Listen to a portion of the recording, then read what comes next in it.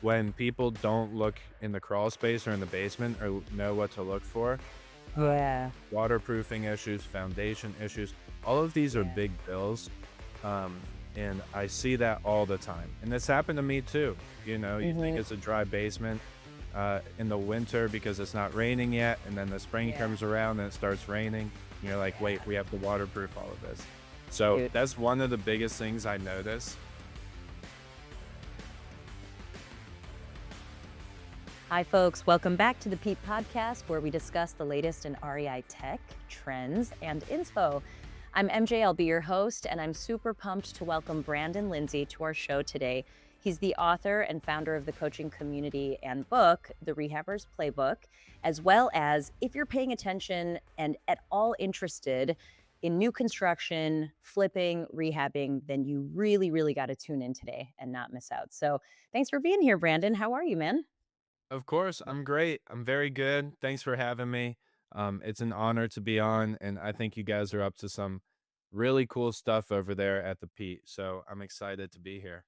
Thanks, man. Yeah, I mean, we're pumped to kind of pick your brain apart a little bit and get into, what is involved with rehabbing. I'm going to ask you a fun question to start with, because you've rehabbed like wholesaled and done the whole gamut, right? Like, I have. I joke all the time. I've really done everything. I've dipped my toe in everything. And it's kind Mhm. of nice because then you find the things that you like and that kind of fit with your personality and the things that you're good at. So Yeah. Well, okay, so you just went there, so let's keep going there. What what what's the kind of person who rehabs versus wholesales? Like who's drawn to what? You know what I mean? what a good question. I Yeah, just I want mean to I just that's want to get funky and like fresh right at the get-go and then we'll be boring later. So, it's a really good question because I've thought about it broadly, but let's yeah. see if I can put it in words. Um, I think people who, and of course, these skills probably transcend both categories, right? But when you're a rehabber or a builder, you're really focused on like leadership, building teams out in the field, directing traffic, right? Managing Okay. schedules. There's probably a finance side to you too. Um, Despite what I think people may think, you Uh-huh. have to be pretty organized. I think people who Okay. get into it who do not have organization skills flame out of it, flunk out of it really quickly. Right on. And then Okay. I think there is something more like um, tangible to being in rehabbing and building. You're actually like the asset of the house. You like seeing it go from Mhm. distressed or seeing it go from land to actually physically into something different. And that works with my head. Like, I like how Okay. things fit together, whether it is schedules or budgets or whether it is like the construction itself. And then also, this is maybe just me, but I like being active. I can't really sit down for too long. That's just me. I don't know if it's like the sports background or whatever it is, but like it's funny nowadays with the Rehabbers Playbook, I'm constantly on podcasts and stuff like this. And I love the conversations. I love being here with you. Mhm. But trust me, after I sit down for like a couple hours, I'll like make an excuse to get out in the field. So I think there is something more physical, more active with it. And like I said, I do think a Yeah. lot of it comes down to like building teams. When it comes to wholesaling, I think you have to also be you have to be a good people person. You have to be in that sales mentality. I really think Mhm. that's what I personally believe. I think you have to be in the sales mentality, whether you're fielding incoming calls or doing outbound marketing. You have to really Yeah. almost like a call center in a way. Like, you have to almost feel like you fit into that office environment, making phone calls, high energy in the office versus more diligent type work in Mhm. the field. So that's Yeah. that's how I look at it. Like I said, hopefully I put that into words properly, but it's a I really good like question. that. Well, Yeah. I like that, and I was gonna ask on, like, on the rehabbing side of things, there's also this design element, right? Not that you yourself I mean, I hear you, it's like it's much more of a project management, you're overseeing so many different pieces, Mhm. of, like, the home from, like, its full life cycle, right? And I like how you phrased it. You have to like the asset and like wanting to deal with it and kind of see it through. Um, so it is a bit more hands-on. Is there like a design element to when you're rehabbing, or is that something that you kind of contract out, or you have people saying like, "Hey, I envision, like when I look at this property, I see all the potential, but then actually these are the kinds of floors that I think make sense. This is the kind of, like what we're doing for mechanicals, for this, for that." Like, do you enjoy that element, or is that something you kind of you're like, "We got Another to deal with good this." question because I enjoy it, but I'm smart enough to outsource it. Fair. Because if you Okay. get bogged down in it, it depends Yeah. on your price point. Like if you're doing like starter homes, you probably shouldn't think about it that hard. But Yeah. if you're doing like, People moving. my niche in our area, somewhere like mid to high end, not really high end, somewhere Okay. in the middle, let's just say. So you Okay. have to kind of stand out. You have to do something different slightly every time. But if Mhm. you get bogged down in it, it is a lot to select. That's why designers get Yeah, paid thousands of dollars is because they're 100%. constant. Yeah. So, And their I brains love work it. that way, right? It's like their brains, like, go into all the nuance and the detail, right? Oh, These yeah, little and, things. like, Yeah. everybody's been in this position. You select a vanity early in the process, and Uh-huh. it goes out of stock by the time you have to order Yeah. it. You have to re In there. so all those things are, like it takes a lot of work, and then you have to, like, reselect the light fixture because it doesn't go with the new vanity. So it Yeah. is a lot of work, and I don't wanna overthink that. That's the other thing. It sounds Mhm. crazy. You're paying a designer all this money to do the design, but also you shouldn't be overthinking it that much. You should really, Yeah. like, just put a good product out and move on? Yeah. Yeah. Okay. Well, so right now your market, you're in Richmond, right? And Mhm. so, um, like, within your market, what are you seeing well, I guess, you know what? Yeah, I guess within your market, how is your market different than maybe what you're seeing nationwide, or even similar.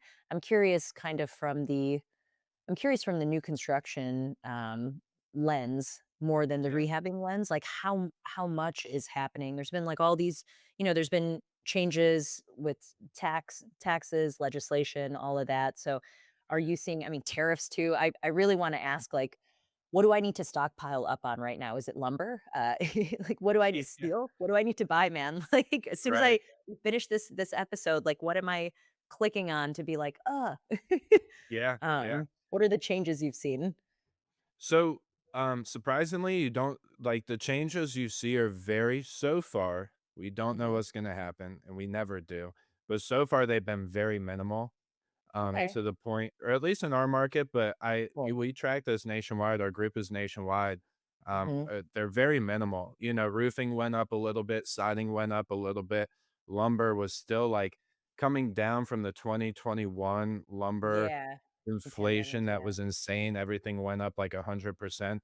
And we actually track this very diligently in the group. And trust me, when tariffs were announced and everybody, Mhm. like, we had a whole month of tariff training calls, just like with different Okay. suppliers and stuff, just to like keep up with it.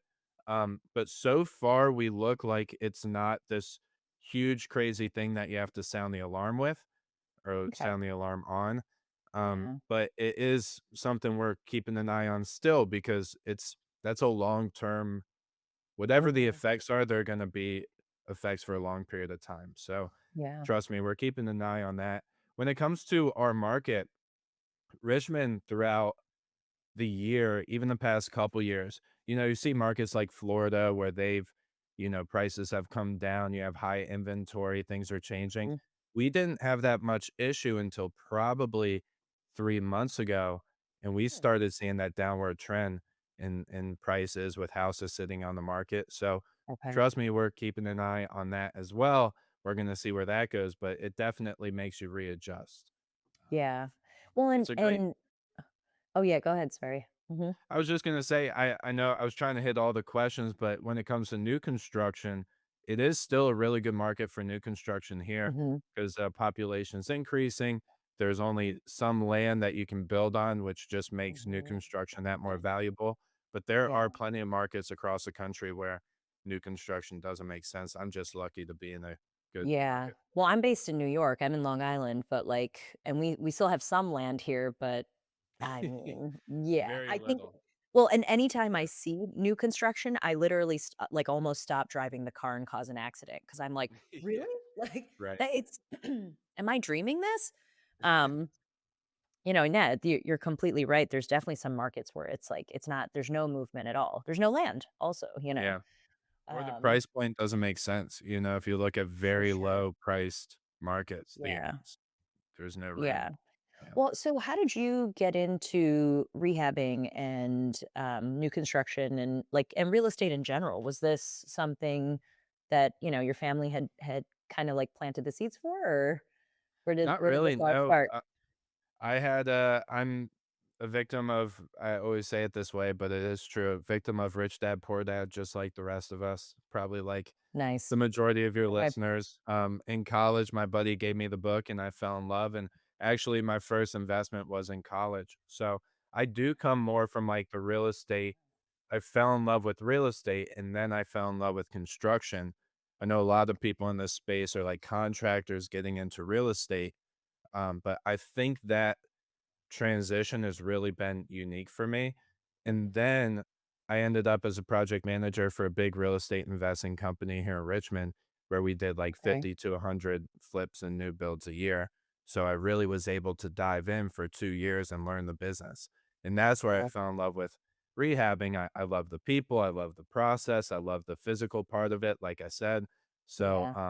then I just combined those two and I realized there is a need for this education in the space because Hmm. I say it all the time. You make your money when you buy. We all know that, but most deals also they die in the rehab. Yeah. You know, Yeah. like bad budgets, bad contractors, bad schedules. So, Yeah. I noticed coming out of that job when I started flipping and building myself, I had a really comfortable, confident, and Hmm. successful time flipping because I knew the contractors, knew the budgets, knew the schedules. Yeah. So, yeah, that's kind of, the starting points of how the Rehabbers Playbook started too.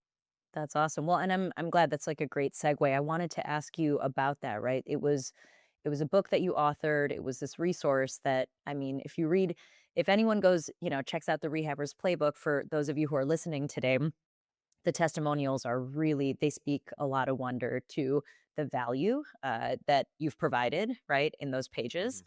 And so it's really neat to see something organically grow, such as, it became this community, right? And you're now a coach, and you like walk quite a few folks through what it is to rehab, to flip, to wholesale even. um, what would you say? What would you say, Brandon, are some of the most common mistakes that beginner investors make when they're getting started with either their first rehab project, or, like, let's say, their first 5, you Mhm. know?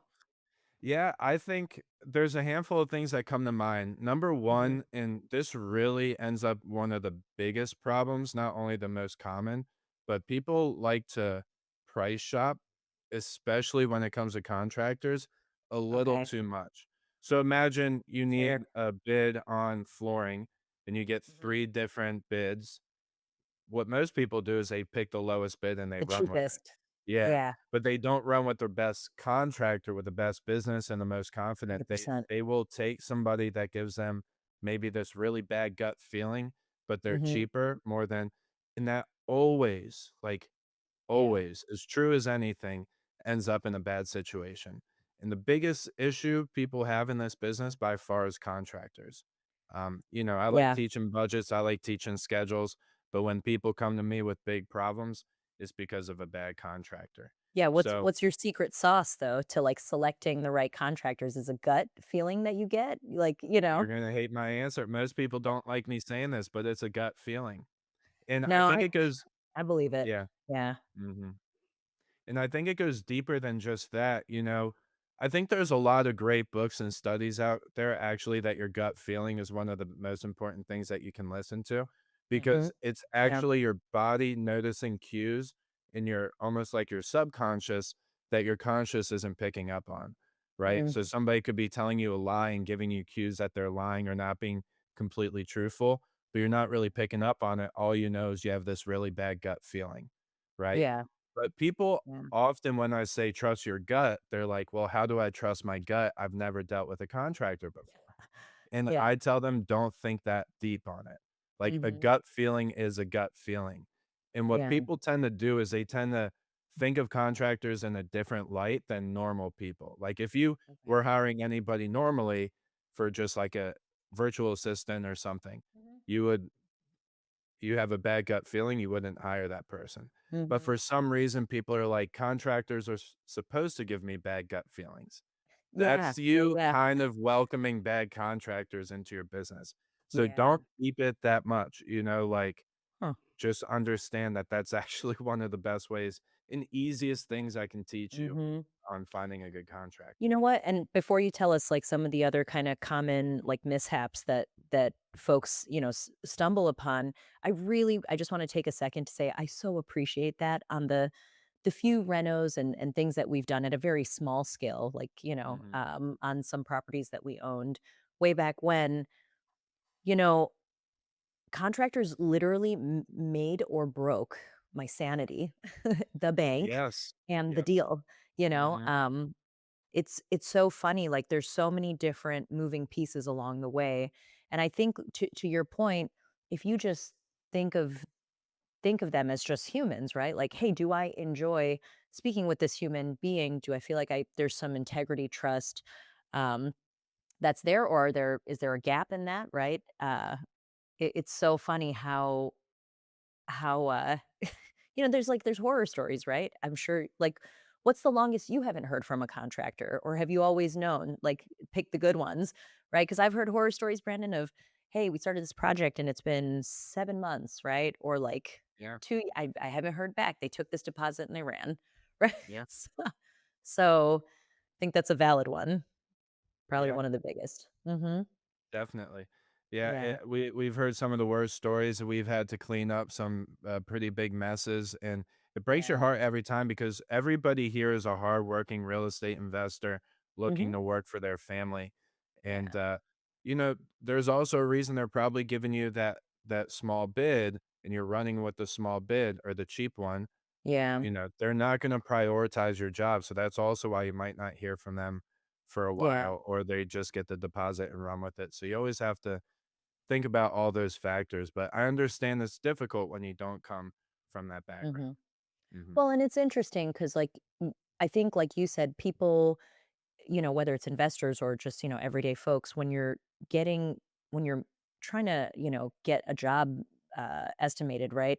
You're focusing on the price and focusing on the bids when you should be focusing on the people. Yes, price matters. I'm not saying, hey, we all, if you have deep, deep pockets, that's great. But most Right. of us are looking at price, and you're also, it's almost like an interview, right? Like you're vetting and trying to qualify. The way I think about it, we're about to embark on a really large renovation for our home to make it a little bit more accessible for in-laws who are older and parents essentially who are older and need more Great. Yeah. accessibility. But we actually selected our contractor and our builder based on how they do business and the Mhm. fact that I'm going to have to see that person and their crew for, I think, like, almost a year. And do I feel 100%. good with them being around my family, my kid, my, like, elderly parents who are not in the best of health? Right. And am I gonna wanna, like, run when I see them? Or am I gonna be like, "Hey, it's always a good interaction, and you know what? They're always honest with me. Even if I don't like what I hear, they're honest, and they're telling me what's real." So, I really Smart. appreciate that insight, you know? It's a very smart move, and that is one thing that I think listeners who are trying to get their heads wrapped Yeah, around this part of the business, it's a huge, huge part of it, is making yeah. sure that, like, you're getting into a relationship with them. Yes. It's not like a car Yeah. sale where you sell the car, they drive off, you're good to You're go. done. It's more Mhm. of like, we're gonna be together for a while. Let's make Yeah. sure that I like this person. We're kinda like dating, Secretly. right? Like, you're dating your contractor. You're like, Mhm. "Hey, this is what our objective is to get to this finished product, but, like, we gotta do a lot to get there, and, like, we can't hate each other." It would be That's nice right. if we can put up with each other. Alright, so picking the Exactly. right contractor and not just going for the cheapest bid. Okay. Yeah. What else? The second one I definitely wanna focus on or would wanna focus on, and I think Mhm. people should pay attention to is I think people make their budget before they make their scope, and they end up in a problem. So, Okay. essentially, what's a better way to put it? you buy a house, you know you have a 70% rule, right? So Mhm. you try to fit your scope of work within the budget that hits your 70% rule Mhm. rather than making sure you know the scope that you need to create first and then Yeah. make the budget around that. So essentially, they make the budget before they determine the product instead of Mhm. determining the product before they make the budget. Yes. So they walk into a house, they say, I need to get it done for $50,000 because that's Yeah. how I make my 70%. And then they start making the scope around that. And that's Yeah. where you end up in a lot of problems because you gotta understand we're still creating a product. Whether it's Mhm. for rent or for sale, we're still creating a product, and the market is gonna determine the value of that product.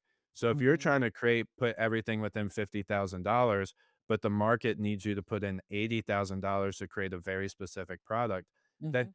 you're gonna end up paying that 80,000 anyway, One right? way or another. It's yeah, Yeah. one way or another, and one Yeah. way is that the value of the house is gonna come down because you did LVP flooring instead of hardwood and you did, Yes. low grade everything, right? And you didn't replace a roof when you need to replace a roof. So Mhm. start with the product first.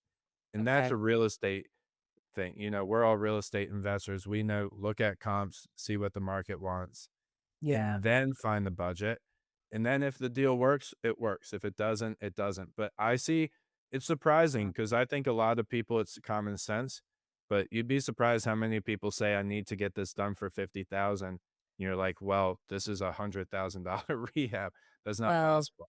it Yeah. kinda sounds like maybe they're in the wrong strategy. Maybe they should be wholesaling. Sure. Um, Yeah. right? Because it's a quicker turnover. You're not sitting with this product, um, that not for nothing, it's not a product where people are like, it's a health supplement or this, like, the product is people are living in this product. It needs to be safe. It needs to be all these other things outside of maybe aesthetically pleasing, right?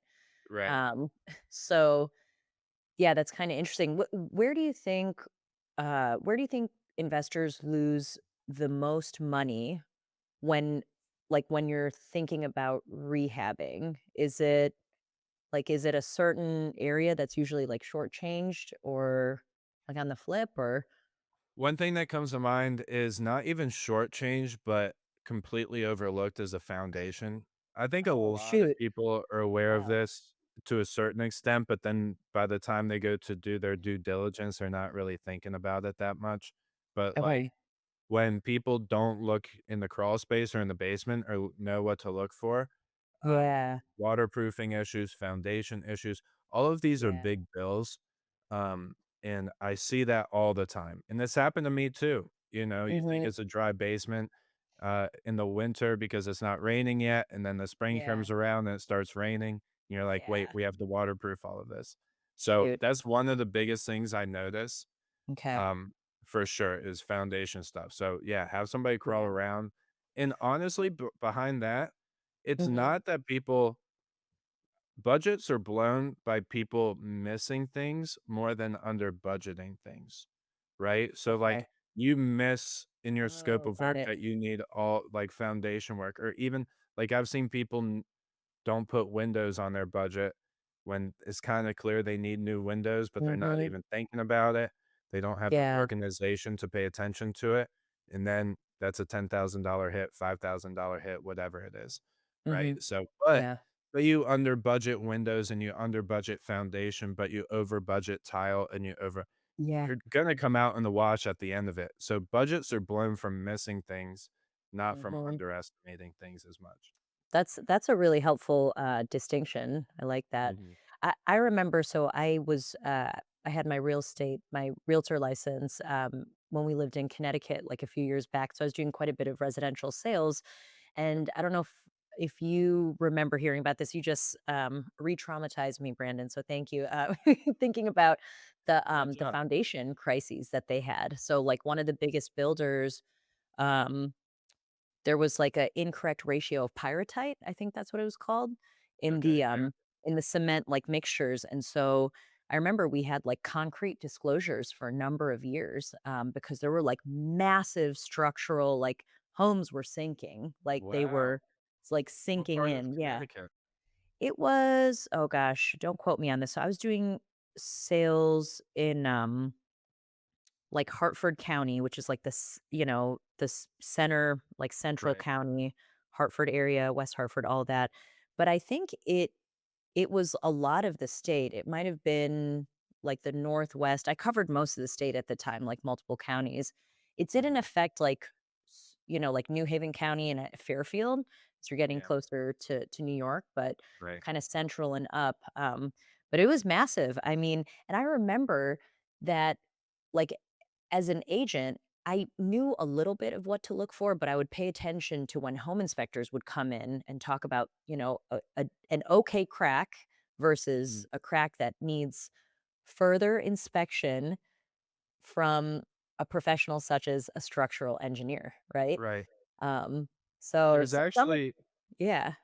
Yeah, there's actually, you can learn it. It's even just like a Google search a lot of times. Mhm. It's learning the types of cracks, Yep. learning staining patterns, learning, finding obviously you walk a house, you can see if it's on level, and then just Mhm. having an engineer in your back pocket to say, "Hey, go Yeah. check this house." Yep. So some of those things are actually really easy to determine and then double check. You Yeah. just have to be aware of them. Yeah. Yeah. I mean, I think it's one of those where you take enough time, right? And I wonder, do you ever find that another another mistake or something that is commonly done is folks rush into a deal? Oh yeah. Yeah. I think people, especially these days when inventory is low and, Yeah. like when I started in 2016, so not the longest Okay. time, but, um, 2016 to 2020, it was like in my head compared to the past 5 years was like almost the gold rush, it was Yeah. like there was deals Totally. everywhere and everybody was making money and houses would sell. They would sell for over asking and it was just like Yeah. this It's cycle. crazy But time. now Mhm. people are adjusting to it or wanting to get into it. And it's once a week, maybe multiple times a week, a member Mhm. comes to me and they'll literally say things like, I know it's not going to make much money, but we have to keep business But going. yeah. Sometimes maybe. Most of the Mhm. time, no. Like most of the Yeah. time, you have to be smart. And if you have to flip less houses, build less houses, start getting creative, start looking at Mhm. other avenues. I would Yeah. prefer that over just like getting into bad deals. I Okay. really don't like losing money. Like I make Yeah. sure I don't nobody think loses money. Yeah. Yeah, I don't think any of our listeners do. I myself, I'm not a huge fan, Right. What a never really dumb have been. statement. But yeah. It's funny. No, I mean, no. some It's people true will though. even like yeah, there's volume flippers that actually it makes sense for volume flippers where they say, Mhm. I know some of the best flippers I know, they're like, we lose on maybe 10% of our deals, Oh, but wow. they work at like 50 to 70 houses a year. So it's like, all Yeah. right, fine, that works. But Yeah. They're for netting most people, something that way doesn't different. work. And one of my earliest mentors told me, he goes, Mhm. we never lose money, like emphasize never. Yeah. And I've always lived by that. So yeah. Yeah. Well, that means you gotta be able to take the emotion out of it as well, right? Yeah. Trust the gut and sometimes, keep it transactional, but, uh, remove a little bit of the, "Oh, but I really wanna do the even though I don't think it's but I just," yeah, Some you've people just just gotta want to post it on social media and it's yeah. just not worth it. Yeah. For sure, man, for sure. Well, so an interesting thing I was thinking about before we hopped on is so you do new construction and rehabbing. Like, what do you think?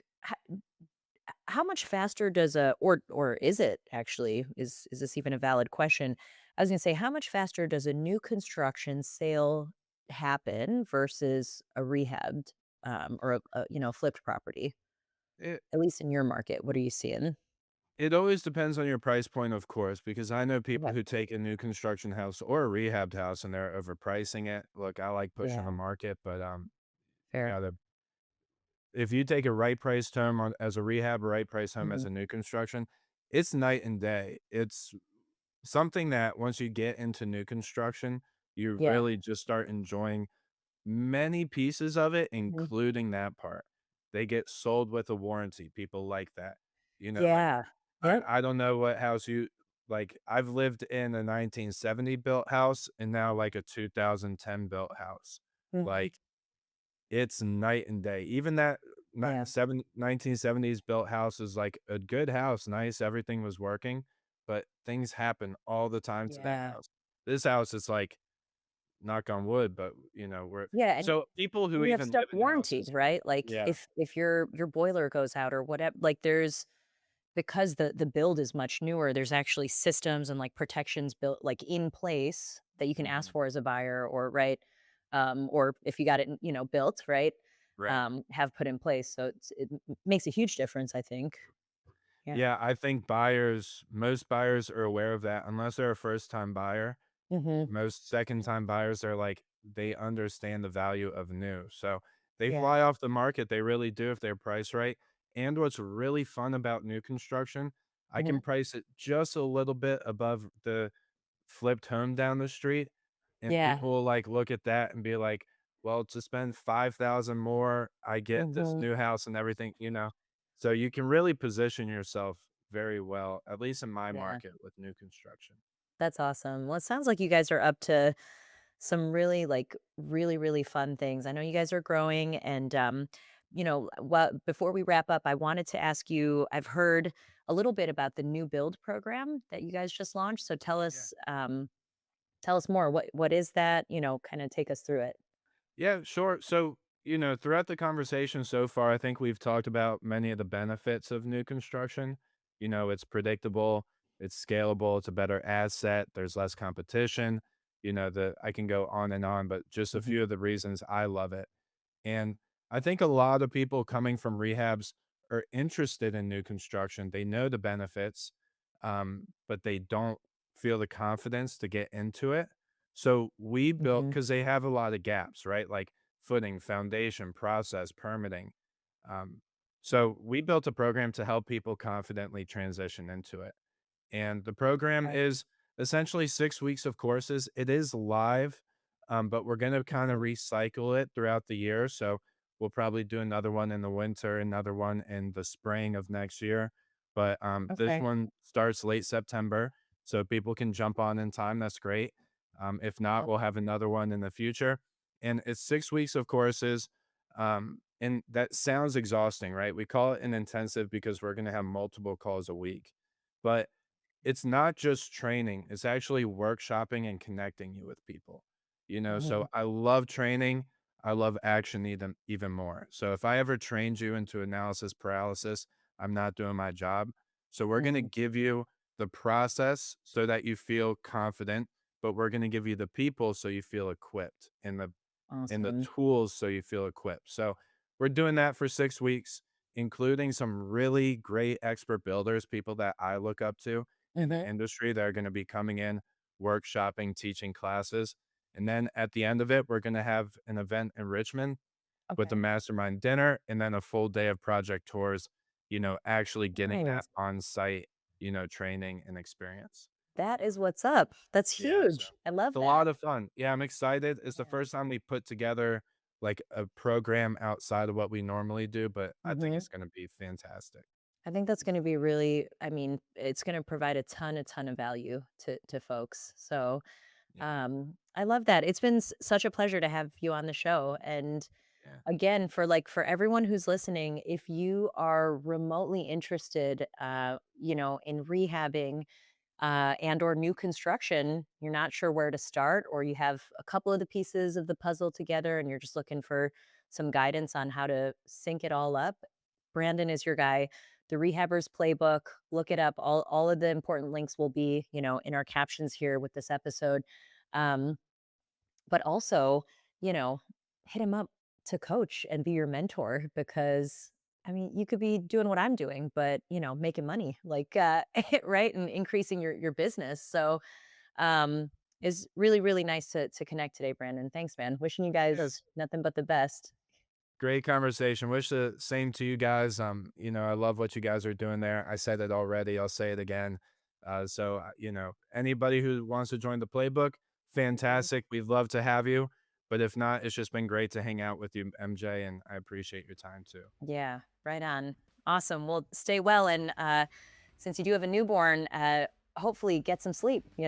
I know I apologize to everybody. I keep making the joke, but I don't know if it's a sunlight too. I don't look this tired, but the camera's making me look tired. Anyway, yeah, I Um, got some would say tired. I would just say zen. I feel like you're the most zen rehabber builder that I've spoken to. So I think you've like mastered something. Maybe that's it's a like huge only getting compliment. 2 hours of sleep, you know? That's fine. Yeah, maybe I'm just tired and zombie walking through everything. I love it. Yeah, I All right, be appreciate it. well, man. You too. Take care.